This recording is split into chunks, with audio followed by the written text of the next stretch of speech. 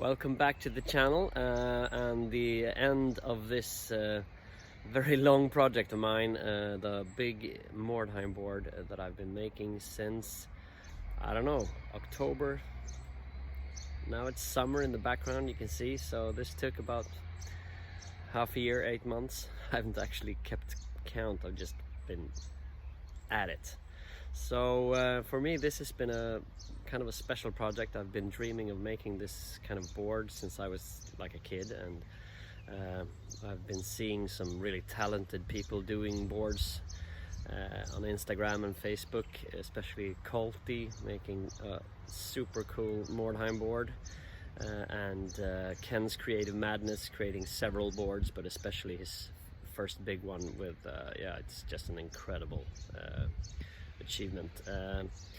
But kudos to all you creators out there making really cool terrain and really cool boards and inspiring me to do this. And in this video I'm going to show you how I painted the board. In the last video I built it, now I'm going to paint it and finish it.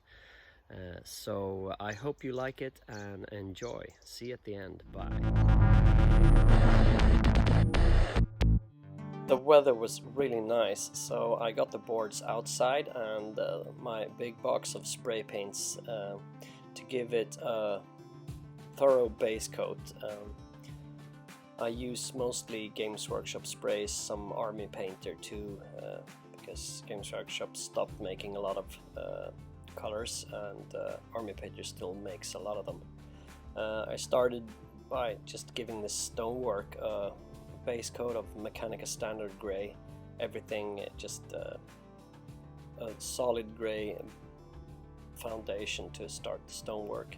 The river I wanted to have a kind of a disgusting look, like it's been still and a lot of algae growing in it, so Death Guard Green was a nice paint for that, and just gave it a good spray, and it didn't really matter if it got on some of the lower stone parts, since that only makes it look like it has some like algae growing on it also. The brown is a spray from just a model shop, a small can. I didn't need that much, but just a chocolatey brown, almost umber color, for all the dirt parts outside the city, and also a small area of one of the raised areas where I'm gonna have kind of a mansion building. I didn't want everything to have a stone texture, so I just had this be a bit of a dirt color here. Also all the debris falling down, got some brown paint. Army Painter in uniform grey for the stone side. I didn't want them to look exactly the same as the stone inside the city, so kind of a lighter, colder grey here. And then Death Guard Green again on the stonework and on the walls and pavements, just again to give variation to everything, and have kind of an overgrown look and dirty look to all areas. And you're gonna cover this with so many layers of paints that, I mean, you just experiment here with different layers of spray paint, and if you make a mistake, just go back with the last paint and just kind of respray it. It's really easy, just have to get used to it, and just don't be too scared. Just fix the mistakes you make. Roads looked a bit boring being grey, so I decided to make them a little bit more beige. So Zandri Dust by Games Workshop is a nice beige sandy color, and I thought, yeah, probably it's kind of limestone or something here, or sandstone, I don't know what it's called, but another kind of stone for the roads, and to make them stick out, they're going to be brought together later on with additional layers of paint. So now it looks kind of a bit extreme, but it's going to get better. Also some green here in the sewage canal here, just to make it even more disgusting, and a little bit of highlight with some leather brown by Army Painter on some of the earthy parts.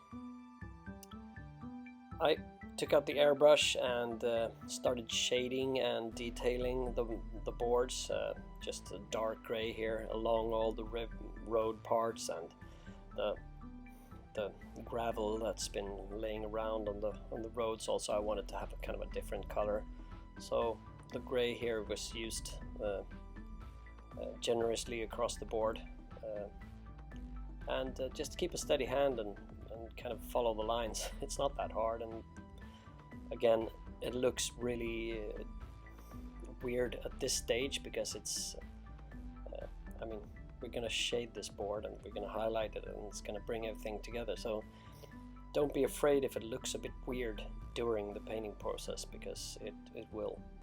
And the sand parts were kind of shaded with burnt umber by Vallejo Air. It's a nice dark brown that I use for almost everything, and it's good just to get the steps and metal pipes and stuff like that kind of rusty, and shading the steps on the stairs also.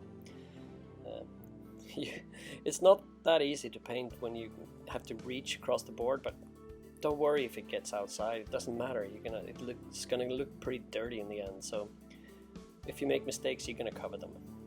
Can't say that enough. And when everything is done, I got out a big old paintbrush, a soft one, and some very light beige acrylic paint, and I dry brushed everything on the board with that.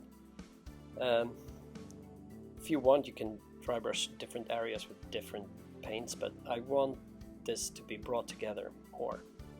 The sand and the grey stone and everything is dry brushed with the same, I think it's light umber paint by Winsor Newton, and it kind of brings all the colors together. And I do one more coat of pure white over everything also, just to bring out the edges of everything. But it looks nice with the same dry brush. I do that on the buildings too, because it kind of, I don't know, pulls everything together and evens out all the different hues of paint and tones of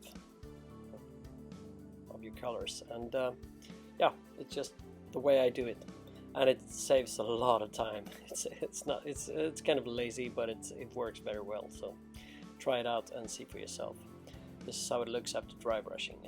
And oil washing is a technique I've been using for a while for different stuff. I just mix white spirits and black and brown oil paint to a very thin consistency, and I just paint it over everything. And when you got a solid layer, you just wipe it off with a piece of tissue or a cloth or whatever you got lying around, but wipe it off before it dries. That's not a problem because it takes like 48 hours to dry, but yeah, wipe it off, and then it will gather in the recesses on the stonework and along the edges of the walls and where it's dirty. And I did that on all the stonework and also on the roads. First I thought I'd do a different shade on the roads, but then I decided, yeah, let's keep with that thing that I talk so much about, to have the same kind of shading and the same kind of highlighting to bring it together. And I think that worked very well for the roads also. It kind of blends them into the stonework here. So this is the board after oil washing, and as you can see, it looks almost playable now. Textures are starting to pop, and it looks really grimy and worn down. And yeah, you can stop here at this stage if you like, and it will look really good. But I will continue on a few more steps of details and different weathering techniques to make it more interesting. One thing I forgot to film was the railings that I actually washed with a rust wash to get them to look like rusted metal. Really simple step here that I forgot to film, but it's really easy. I used contrast paints for the wooden parts here, just snakebite leather painted on to the poles there, and dry brushed really quickly with the same technique that I did for the stonework. And I used some shades here from Games Workshop to pick out a lot of different stones to make the stone textures on the wall a little more interesting. It's a classic Games Workshop style, and they do it all the time on their buildings, and I used Athonian Camo Shade, Reikland Flesh Shade, Agrex Earth Shade, and Seraphim Sepia to just make some different browns and greens, just to yeah, make the stones a little bit more interesting, because it's kind of uniform gray looks a bit boring, I think, and a lot of people on Instagram kind of suggested this. Weathering powders are great for a late step to add dirt and dust to all kinds of areas. I use it on miniatures, I use it on tanks, I use it on all my terrain features. It's just wonderful, and this is such a fun step to do. Just an old brush, and I mix together a brown and a rust pigment together to get a kind of a reddish brown texture here, and kind of liberally adding it to all the corners and recesses of steps, and where walls meet the ground and where dust would collect normally. I just slather it on, because after you do this, when you varnish it, it will bring it down a lot. So now it looks almost orange, and then as you can see here, the varnish goes on and it like blends into the board a lot, and it's a lot more subtle that way, so don't worry about that. For final details, I added some plastic bits I got lying around from old Games Workshop kits, skeletons and lamp posts and signposts that I painted just with contrast paints and dry brushing. Very quick paint jobs, and I mean, you don't have to make them super detailed if they're going to be on terrain pieces. Just a quick paint job and it will look super on the surfaces where you put them.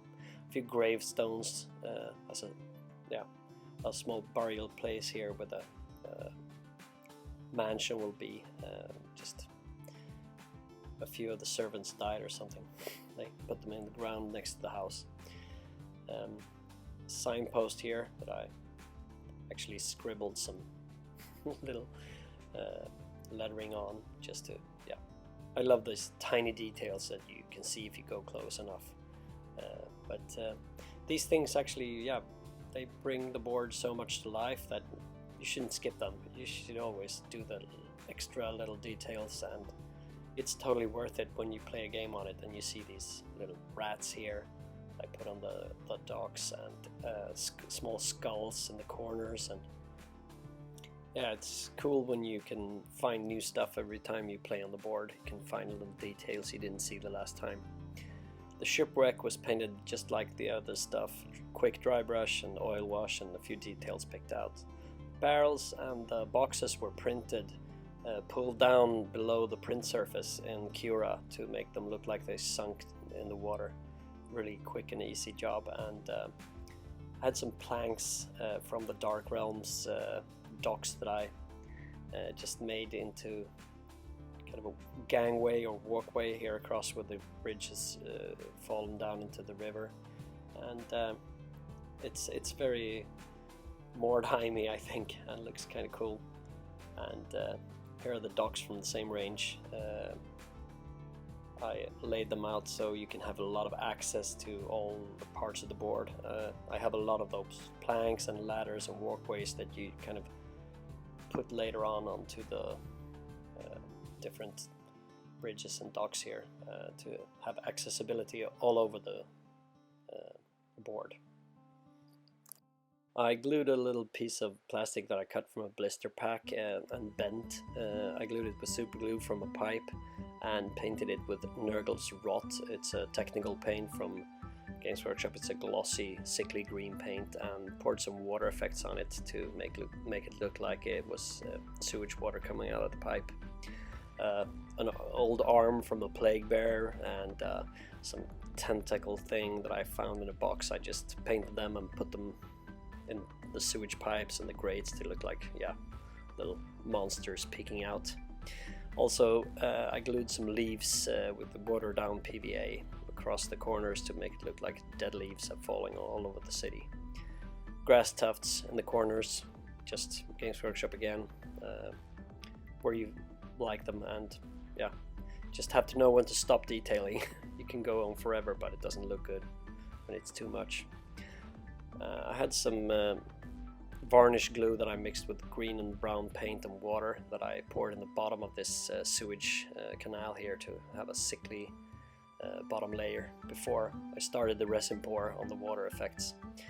I bought 1.5 kilos of resin and I mixed it according to the box, just mixing it very thoroughly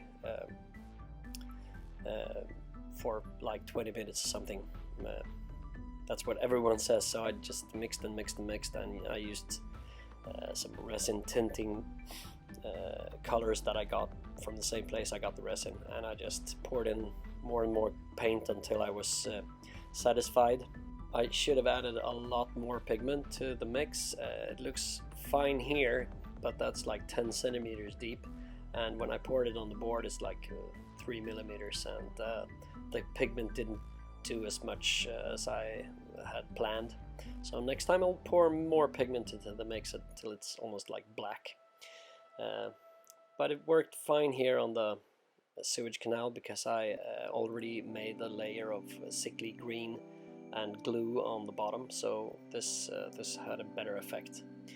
And the big resin pour that I've been waiting 8 months to do, and I was super nervous because I'd never done resin before, and yeah, I just didn't want it to ruin 8 months of preparation with just one layer of resin mixed the wrong way, or if it wasn't sealed, the board, it would just run out to the floor. But I was lucky, or maybe I did the right thing for once, and I poured it out, and it was just enough to cover the entire board. If I had mixed like 300 grams less, it would have been very hard to get it all over the board, but this was just the perfect amount, and yeah, lucky me.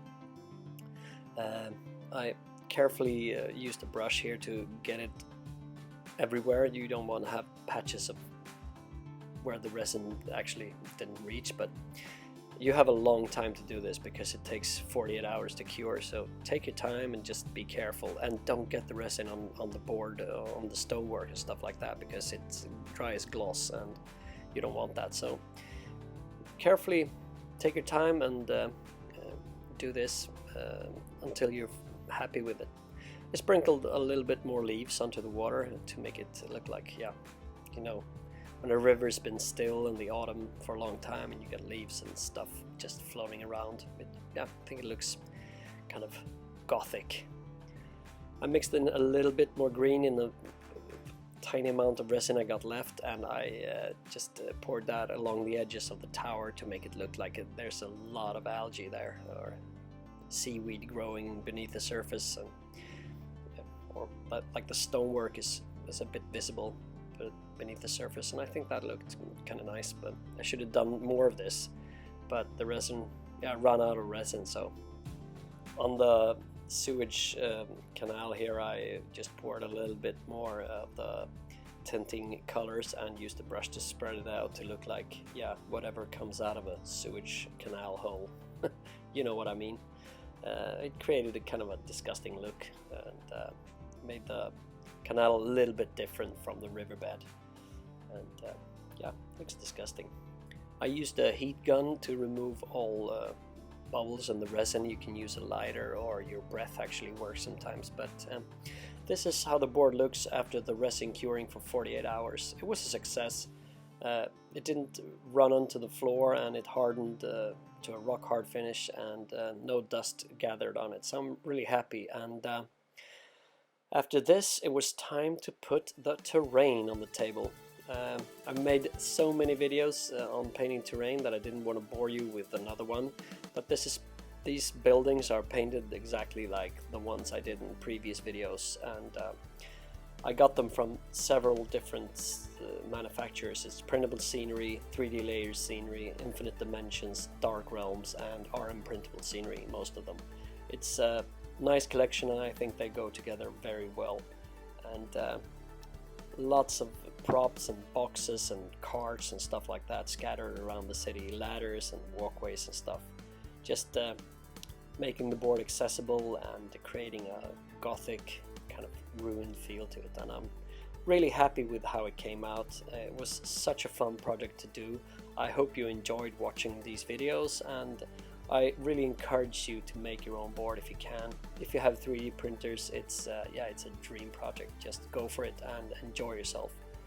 I'm gonna make more boards, but it's gonna take a while, so I hope you're satisfied for this time, and there's a lot of other people doing it, so check out these channels I've been talking about and look for yourself.